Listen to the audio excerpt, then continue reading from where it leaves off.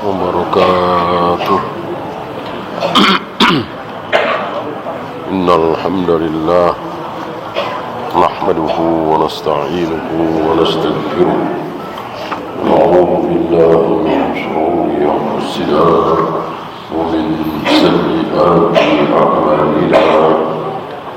May yahdihillahu fala mudilla lahu wa may yudlil fala hadiya lahu. Asyhadu an la ilaha illallah wahdahu la syarika lahu wa asyhadu anna Muhammadan abduhu wa rasuluhu. Terakhir tentang ucapan Imam Ahmad bahwa hanya ada satu celah, tetapi beliau menolak satu celah ini, menunjukkan bahwa imam-imam ahlul hadis dalam masalah periwayatan ini luar biasa. Hanya cacat yang sedikit saja ditolak. Seandainya para imam hidup di hari ini, barangkali tidak ada satupun di antara kita yang salah, karena betul-betul cacat yang sedikit. Sampai ketika seseorang mentadlis, ucapannya benar tapi mengandung tadlis, ditolak. Ini semua demi apa? Demi supaya sabda-sabda Nabi itu tidak tercampur dengan ucapan manusia biasa. Maka kemarin kita bahas anak menjarah ayahnya, ayah menjarah anaknya, ini hal yang biasa. Kalau guru dengan murid sudah enggak masalah ya. Ini ayah dengan anak, anak dengan ayah. Demi cintanya kepada Nabi, ayahnya tega dijarah, anaknya tega dijarah. Ini keadilan para imam ahlul hadis. Nah, kemarin cuman ada satu cacat. Sampai ditanya oleh muridnya, alaysa kana sahiba sunnatin, bukankah dia itu ahlus sunnah?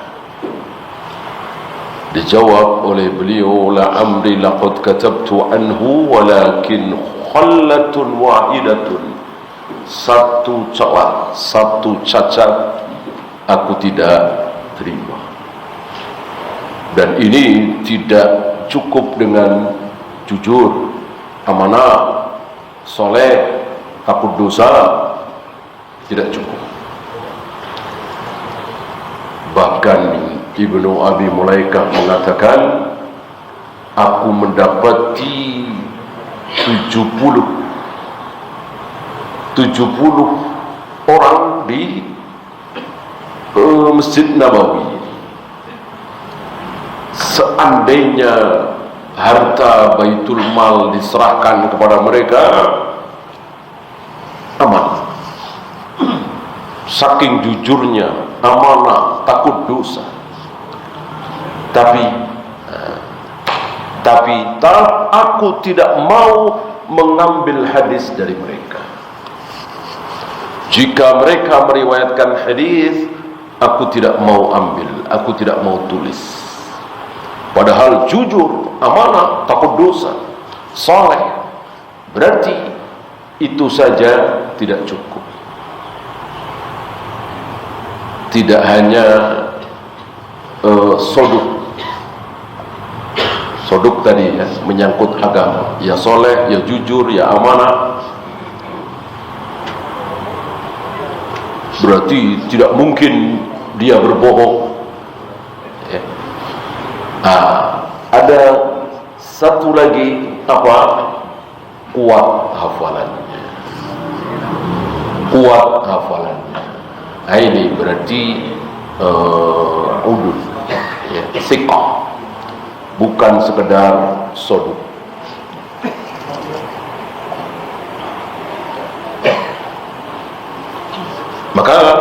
kita saksikan para ulama-ulama ahlul hadis, para perawi hadis betul-betul kuat hafalannya. Setidaknya kuat tulisannya. Hari itu bisa menulis ini sebuah prestasi yang besar. Hafalannya tidak terlalu kuat, tapi tulisannya kuat. Gitu. Kalau dia tidak ingat, dia langsung bisa merujuk ke tulisannya. Ini pun dihargai. Yang ditolak, yang tidak dihargai, yang tidak ada harganya adalah hafalannya tidak kuat dan catatannya juga tidak kuat atau tidak punya catatan. Maka ini tertolak. Maka ada satu ulama besar, itu periwayatannya selalu diterima.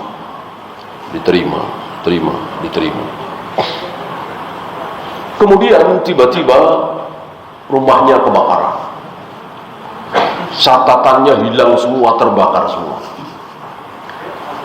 Maka semenjak saat itu, kalau dia meriwayatkan, tidak diterima.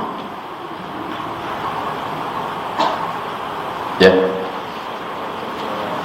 begitulah para ulama ahlul hadis. Qala al-musannif rahimahullah, berkata musannif, penulis kitab ini, walaqad balagona anna ba'd as-sufiyyati dakhala ala ba'd al-umara adh-dhalam. Telah sampai kepada kami kisah bahwa sebagian orang-orang sufi masuk menjumpai penguasa, amir, umara yang zalim. Penguasa zalim bukan hanya hari ini, hari itu pun banyak. Mungkin sekelas gubernur, atau mungkin di bawahnya lagi, ya, zalim, mengambil hak rakyat. Kan ini sudah dinubuatkan oleh Nabi Sallallahu Alaihi Wasallam. Tentu antum tahu siapa kalau mendengar penguasa zalim di zaman sahabat dan tabi'in, antum teringat siapa? Hajjaj bin Yusuf. Luar biasa kedzalimannya. Dan sekali lagi, di kepemimpinan Hajjaj bin Yusuf ini, walaupun amir ya, bukan khalifah tertinggi, istilah kita mungkin gubernur ya, itu di zaman Hajjaj hiduplah siapa? Siapa dan siapa? Sahabat dan tabi'in. Tabi'in dan sahabat. Berarti masih zaman terbaik, nomor 2. Kan zaman terbaik nomor 1, hiduplah siapa dan siapa? Sahabat dengan Rasulullah. Sahabat dengan Rasulullah. Itu zaman terbaik nomor 1. Zaman terbaik nomor 2, hiduplah, bertemulah siapa dan siapa? Sahabat dengan tabi'in. Baru thumma alladhina yalunahum, thumma alladhina yalunahum, zaman terbaik ketiga. Bertemulah di situ antara tabi'in dan atba'ut tabi'in. Zaman terbaik keempat adakah? Tidak ada.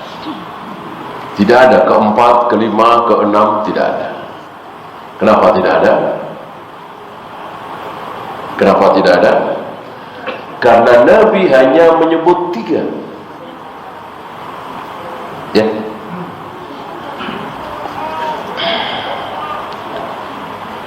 sahabat tabi'in, atba'ut tabi'in. Maka setelah ini tidak ada. Disebut zaman apa? Zaman khalaf. Adapun di sahabat tabi'in, atba'ut tabi'in, zaman salaf. Ulama salaf di 3 generasi. Setelah lewat 3 generasi itu, masih ingat 220 kira-kira. Itu sudah tidak disebut lagi. Sudah bukan zaman salaf, tapi zaman khalaf. Maka tidak disebut ulama salaf, tapi ulama khalaf secara zaman, secara waktu.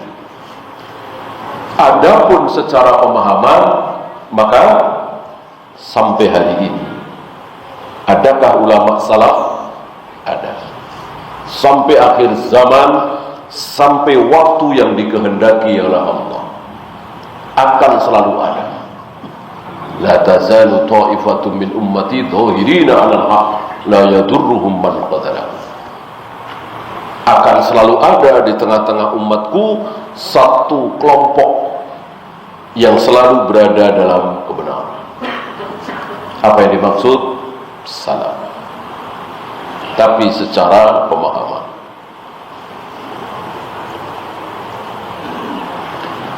Nah, ada sebagian orang-orang sufi masuk menjumpai penguasa zalim.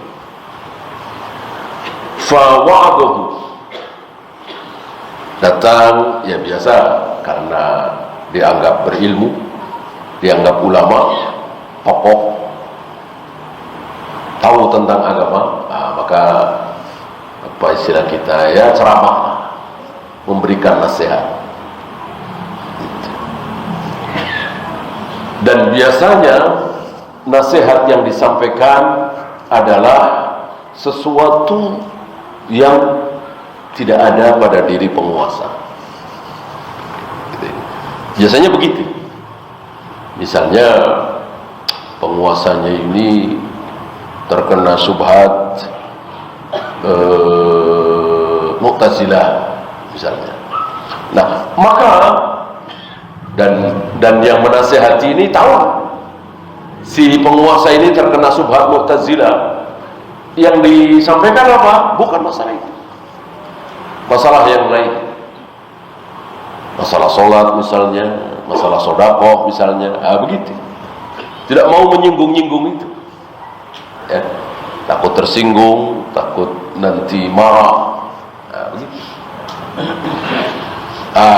Udah selesai, fa'atahu syai'a, diberi sesuatu, diberi hadiah. Kalau istilah kita dikasih uang, ya tentu hari itu kalau tidak dinar dirham, kalau tidak emas perak, ya. Faqabilahu, diterima, pemberian itu diterima. Ini berbeda jauh dengan ulama-ulama ahlus sunnah.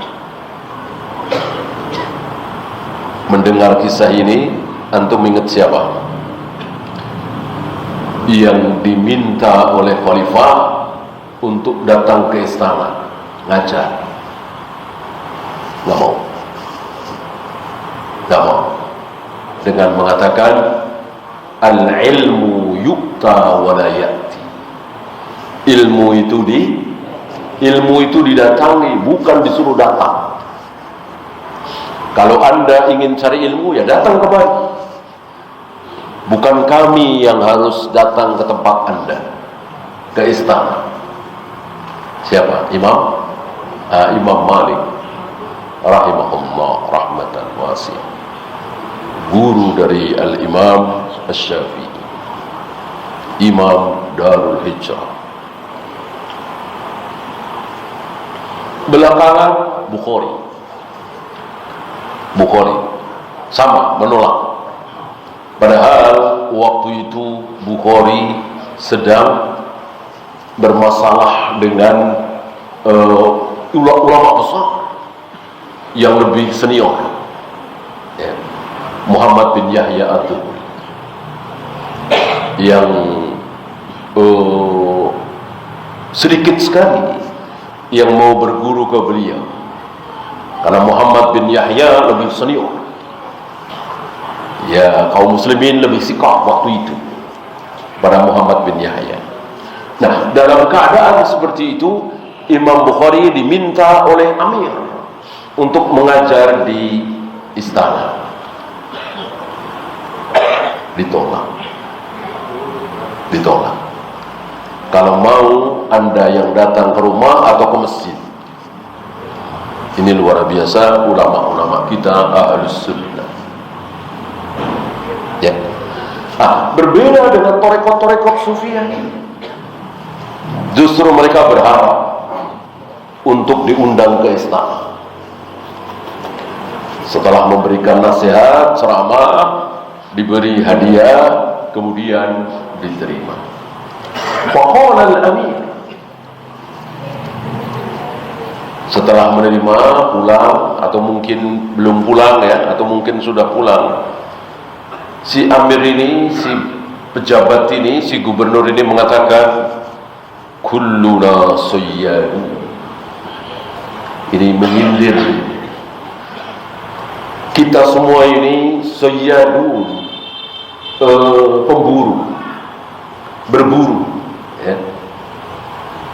Orang berburu kan dengan asyibak, dengan perangkap, ya, memburu binatang. Kita semua ini pemburu, berburu. Wa anna masyibak takhtalif, hanya perangkapnya beda-beda. Perangkapnya beda-beda, tapi sama-sama berburu. Ini sindiran si gubernur ini, ejekan si gubernur ini kepada tokoh sufi. Dan memang seperti itu. Kalau dia mau menerima, menjadi rendah. Biasanya begitu. Kalau dia menolak, tidak mau menerima, tinggi dia, wibawa dia, punya izzat. Kalau dia menerima, hilang izzat. Maka di hadapan si gubernur ini, si amir ini, si tokoh sufi ini menjadi rendah. Sampai si amir menyindir, kulluna sayyadun wa anna masyibak taqtalif. Kita semua ini berburu dunia, gitu maksudnya, emas, perak. Hanya perangkapnya beda-beda. Ada perangkapnya pakai ini, pakai ini, pakai ini. Ini pakai ilmu sufi tadi, ilmu agama. Ini memalukan. Berbeda dengan ulama-ulama Ahlus Sunnah. Walaupun membuat sang amir, sang khalifah itu marah, tapi dengan cara yang hak.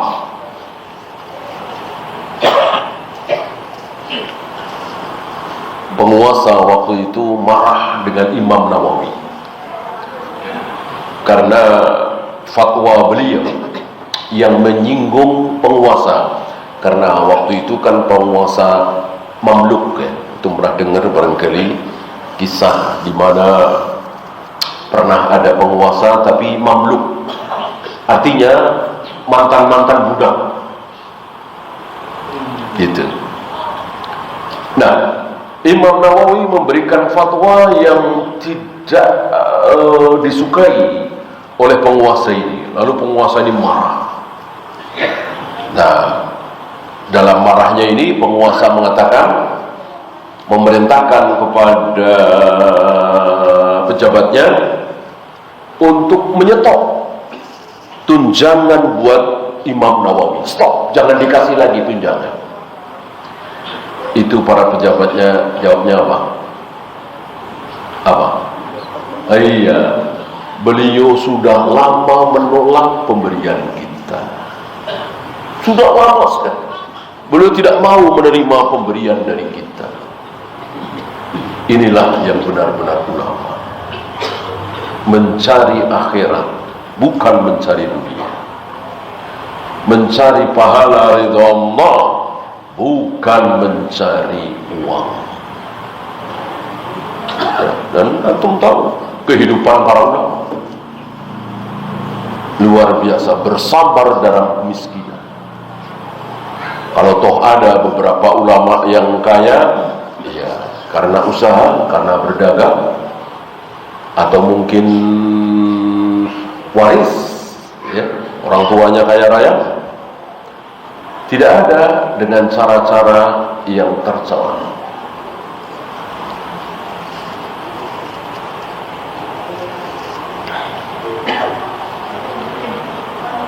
Summa aina haula'i minal anafati minal mayri lid dunya.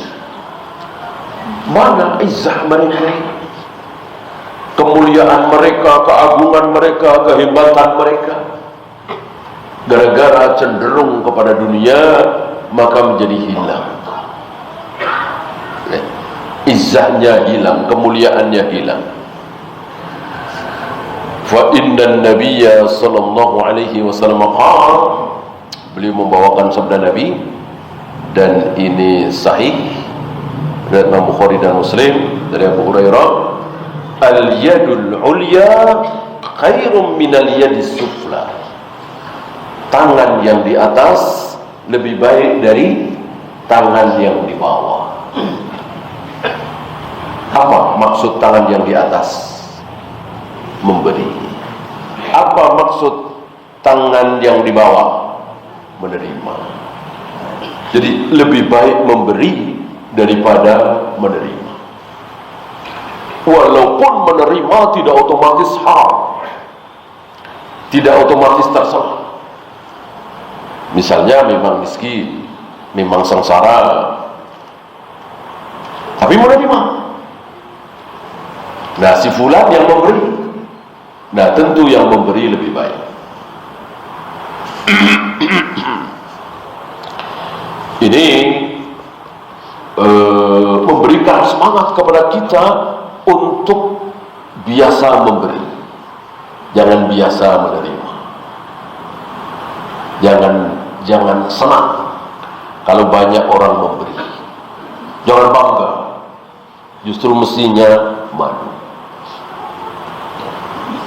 Ingat Rasulullah kemarin sengaja menggadaikan baju besi tidak ke Abu Bakar, tidak ke Utsman, tidak ke Umar, tidak ke Abdurrahman bin Auf, sahabat-sahabat yang kaya. Sengaja sembunyi-sembunyi, malah milih orang Yahudi. Semangat.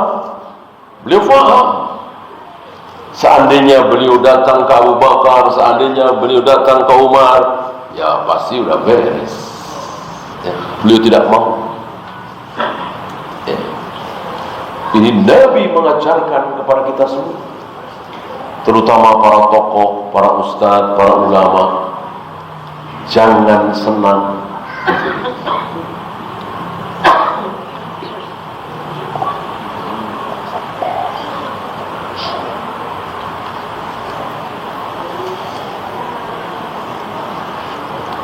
Wal yadul ulya hiya al-mu'tiyah. Beliau menjelaskan bahwa tangan yang di atas adalah yang memberi.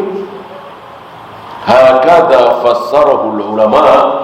Ini yang menjadi penafsiran para ulama. Wa huwal haqiqah. Pada hakikatnya seperti itu. Lihat aja orang memberi dengan orang yang menerima, kan seperti itu. Sesuai dengan hakikat. Ya. Nggak mungkin ya orang ngasih di bawah, gitu kan? Pasti di atas. Gitu. Wa qad ta'awwalahu ba'dul qaum. Ini dia.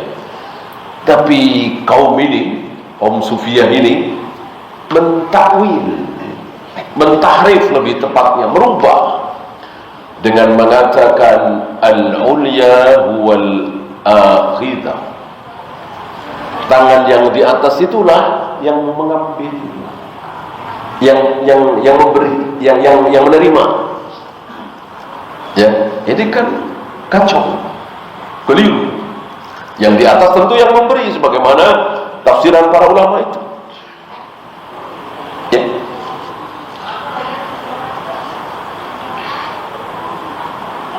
Ini disalah tafsirkan. Salah tafsir itu namanya tahrif.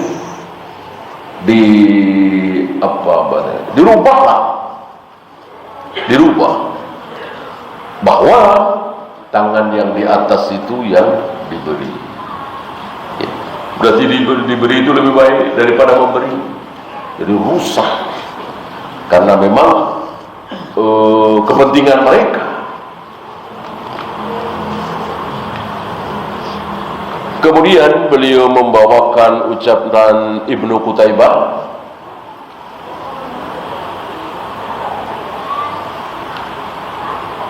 wala ara hadza illa ta'wila qaumin istatabu su'ah.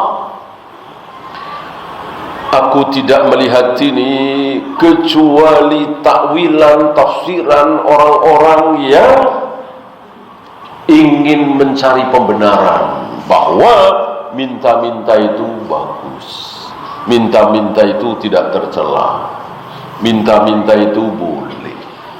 Ini ucapan Imam Ibnu Qutaibah. Bukan beliau menuduh, kenyataannya memang seperti itu. Dalam itu masih ingat sabda Nabi tentang orang yang minta-minta, bisa makan, bisa minum, bisa menutup aurat, tapi dia minta kepada orang. Apa ancamannya? Dan itu menjadi kebiasaan dia. Apa? Nanti di akhirat akan menghadap Allah dengan wajah tanpa daging. Mengerikan sekali, memalukan sekali. Wajahnya tidak ada dagingnya. Ini ancaman bagi orang yang suka minta-minta. Minta ya kan? Minta, bukan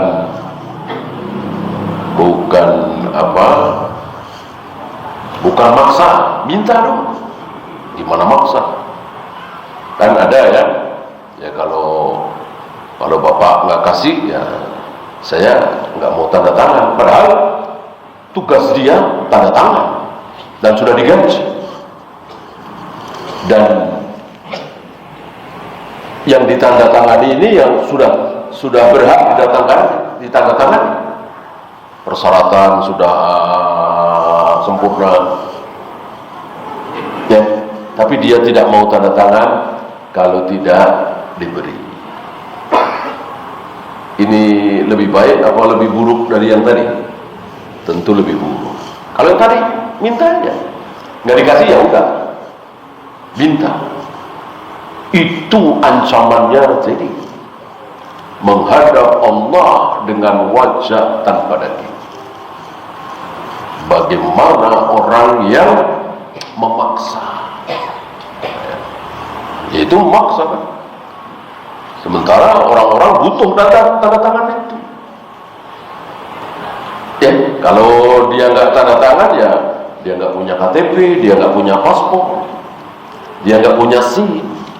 Padahal dia butuh. Ya terpaksa dia ngasih.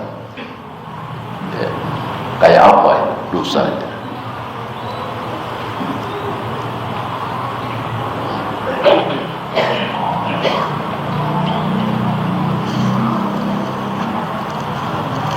Qala al-musannif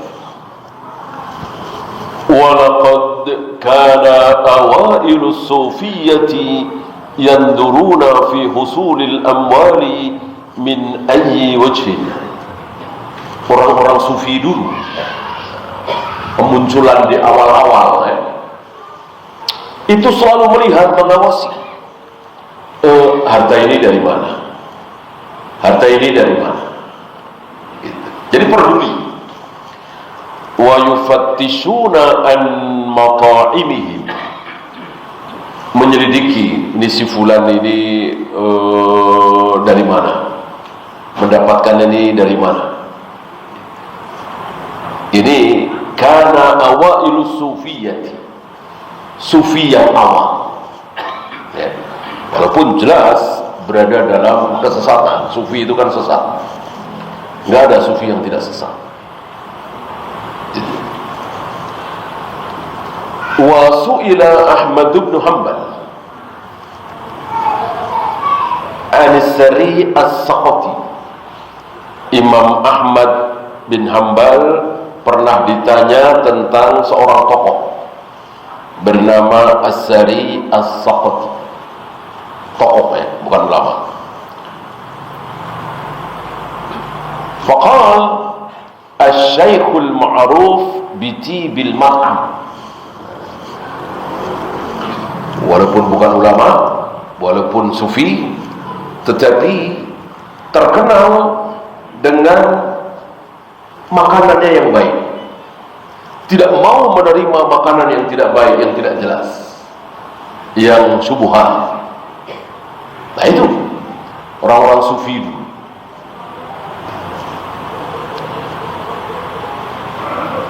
Kemudian dia mengatakan, si As-Sari As-Saqati ini, sahibtu jama'atan ilal ghazwi, waktu itu aku bersama orang-orang dalam peperangan.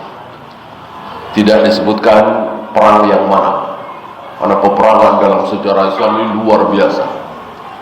Di zaman Nabi saja puluhan peperangan ya, hampir 100, yang besar, yang sedang, yang kecil. Diteruskan di zaman Abu Bakar, diteruskan di zaman Umar, terus diteruskan di zaman Utsman, terus peperangan demi peperangan. Nah, di zaman Ali agak terhenti. Maksudnya terhenti memerangi kaum kafirin, karena Ali bin Abi Thalib konsentrasi memerangi Khawarij. Maka perluasan Islam, penjajahan Islam dihentikan gitu. Karena konsentrasi ke dalam. Istilah kita ada duri dalam daging yang harus dihilangkan, dan beliau berhasil. Setelah itu dilanjutkan dan seterusnya. Ini di zaman Imam Ahmad.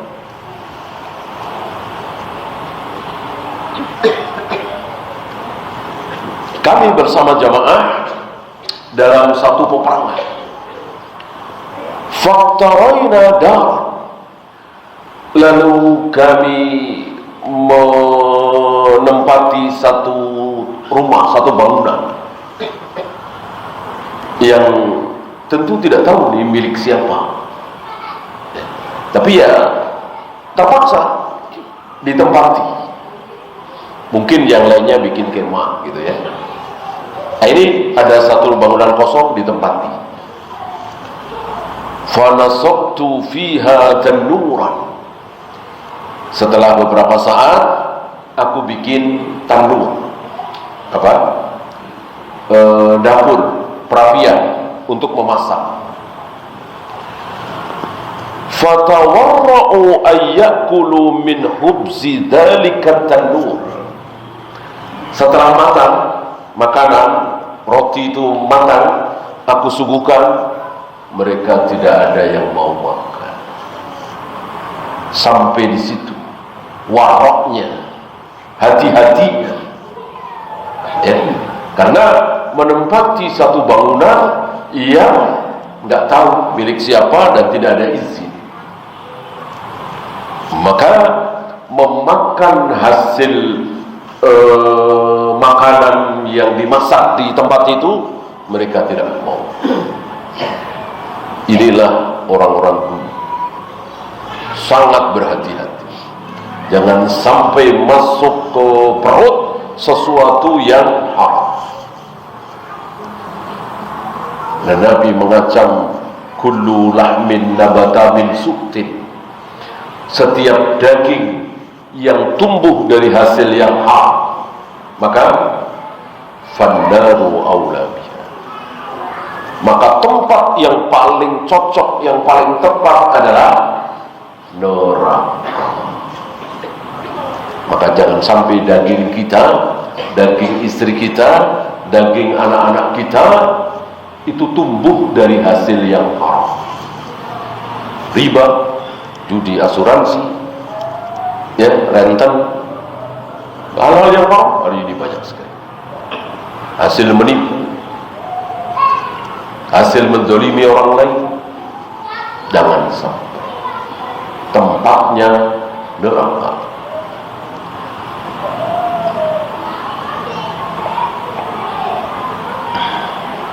Ini sufi hari itu sangat berhati-hati. Fa amma man yara ma qad tajaddada min sufiyati zamanina, adapun orang yang melihat bagaimana kelakuan orang-orang sufi zaman kita. Yang ngomong siapa ini? Yang ngomong ini siapa? Ibnu Jauzi. 800-900 tahun yang lalu kira-kira. Zaman kita, min kaunihim la yubaluna min aina akhadhu, mereka tidak peduli dapat dari mana.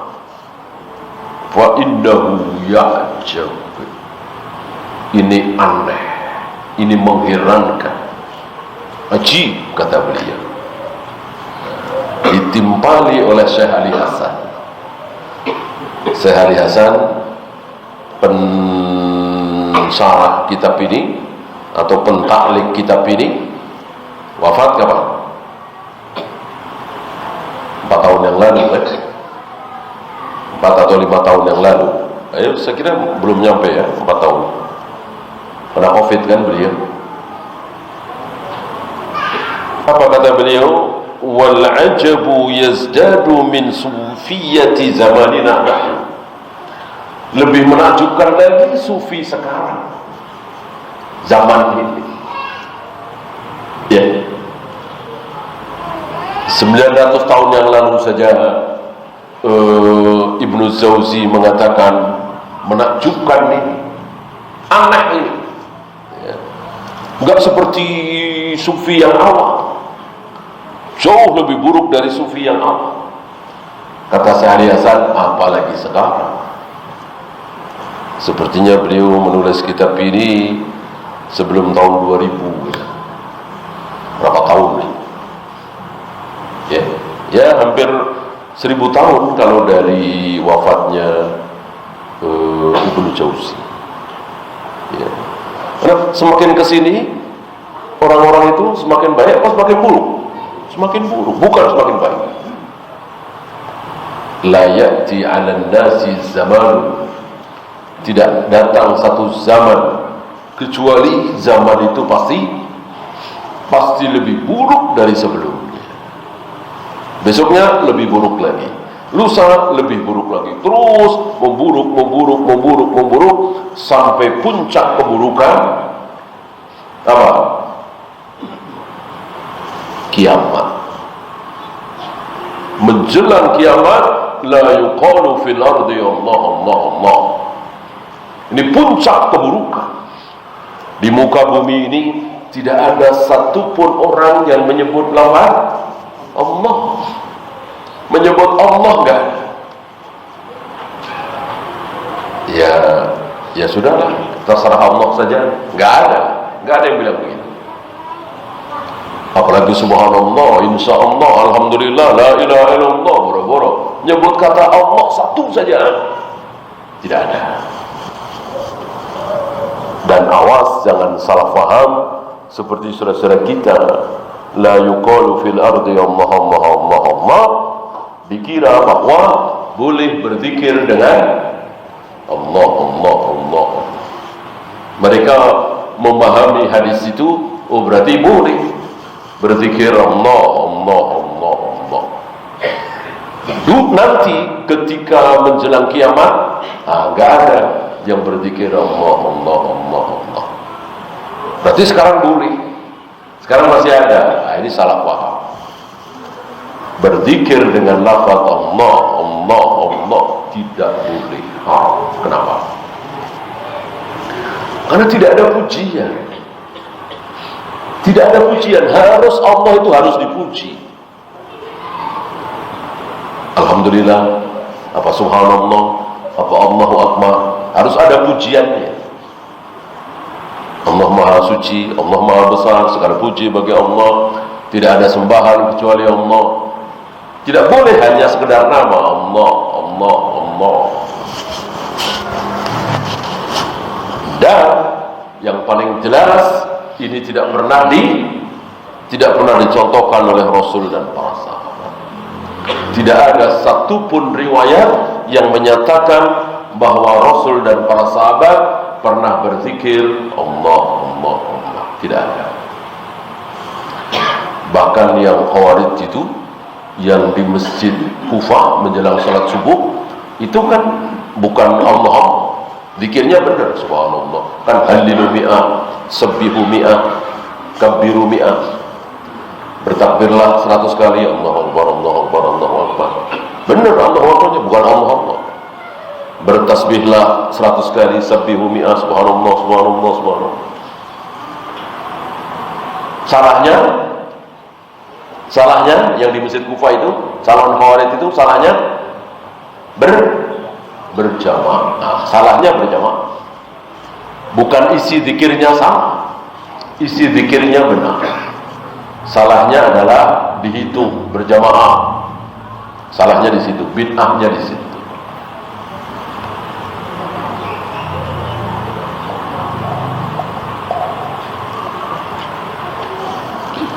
Maka hari ini jelas lebih baik daripada besok lusa. Cuman sekali lagi jangan salah paham bahwa ini adalah sekup dunia. Istilah kita internasional, dunia Islam. Bukan pribadi. Kalau pribadi ya justru sebaliknya. Antum hari ini ya insya Allah lebih baik daripada antum setahun yang lalu, 2 tahun yang lalu. Kan antum terus belajar, menambah ibadah gitu. Jangankan pribadi, taruhlah satu kelurahan, satu kecamatan, taruhlah satu negara. Mungkinkah Indonesia ini 20 tahun lagi sunnah lebih banyak, lebih bagus, lebih mayoritas, bid'ah menjadi lebih sedikit, syirik menjadi lebih sedikit? Mungkin kan? Mungkin. Lah, katanya tadi lebih buruk. Itu internasional, sekup dunia. Kalau negara tidak ya kita bisa saksikan masalah dakwah sunnah hari ini luar biasa, jauh lebih baik dari tahun 2010. Ya, lulusan Madinah, Mekah tambah banyak yang berdakwah sunnah. 2010 insya Allah lebih baik dari tahun 2000. Antum yang udah ngaji sunnah di tahun 90-an, kalau antum melihat yang berjenggot, cingkrang, sholatnya sunnah, antum pasti harus tahu siapa nih. Oh, si Anda gitu. Karena saking sedikitnya. Sekarang udah biasa yang pakai cadar, ya udah biasa, nggak kenal ya. Sekarang udah banyak, berarti kan lebih baik. Insya Allah antum tahu tahun 70-an kayak apa. Adakah anak SMA pakai jilbab? Bahkan yang kuliah saja jarang sekali. Tahun 70-an, 80-an. Sekarang alhamdulillah gitu ya. Di beberapa SMA kalau nggak pakai jilbab, Kalau nggak Kristen, Buddha atau Hindu, gitu kan? Dulu Boromo. Berarti kan baik-baik. Apakah bertentangan dengan sabda Nabi tadi? Enggak. Tidak bertentangan. Karena maksud dari sabda Nabi ini seluruh dunia Islam. Itu betul, memburuk. Nah, satu perkecualian. Jadi zaman Nabi masih hidup, itu yang terbaik. Nabi wafat, memburuk. Abu Bakar wafat, memburuk. Ini sekali lagi dunia ya. Memburuk. Kemudian membaik seluruh dunia. Itu di zaman Muhammad bin Abdullah. Namanya seperti namaku dan nama ayahnya seperti ayahku. Berarti Muhammad bin Abdullah yang bergelar Al-Mahdi atau Imam Mahdi. Ini membaik. Yang bertemu dengan Nabi Isa ini membaik. Karena Nabi mengatakan hari itu bumi dipenuhi dengan keamanan, kebaikan, setelah sebelumnya dipenuhi dengan keburukan. Perkecualiannya di sini. Ya. Ada yang mengatakan perkecualian di zaman Umar bin Abdul Aziz. Ini pendapat Tamar.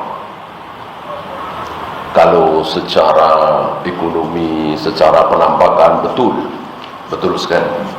Di zaman Umar bin Abdul Aziz, secara ekonomi luar biasa.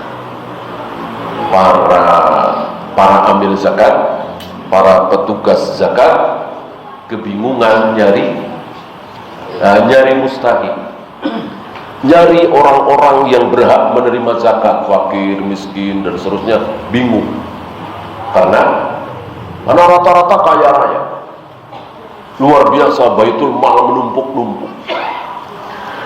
Nah, sebagian ulama mengatakan perkecualian di sini. Tapi sekali lagi pendapat ini lemah. Tetap di zaman beliau lebih buruk dari sebelumnya. Lebih buruk dari zaman Hajjaj bin Yusuf. Gitu. Walaupun keadaan seperti itu. Ya, kalau dilihat dari pandangan dunia, keamanan, ekonomi, ya. Tapi dilihatnya tentu dari manusia-manusia yang hidup di zaman beliau. Kan yang hidup di zaman beliau sudah mulai sedikit sahabat. Kalau di zaman Hajjaj bin Yusuf kan lebih banyak. Ya. Jadi yang benar sekali lagi perkecualian itu nanti di zaman Imam Mahdi. Ya, silakan azan dulu. Wassallallahu ala Muhammadin sallallahu alaihi wasallam wa akhiru da'wana alhamdulillahi rabbil alamin.